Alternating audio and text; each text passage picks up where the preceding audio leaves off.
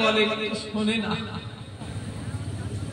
আল্লাহ সব হিদায়াত করেন, আমাদেরও করেন, আমাদের সকলকে করেন, বলুন আল্লাহুম্মা আমিন। মায়েদের বলবো, আমার বোনগুলোকে বলবো, পর্দায় থাকো। যদি মনে হয় যে আমার কথা লেগে তো লাও, না হলে দরকার। হ্যাঁ, তুমি মেয়েরা বেড়াতে যাবে, মেয়েরা যাবে কোথায়?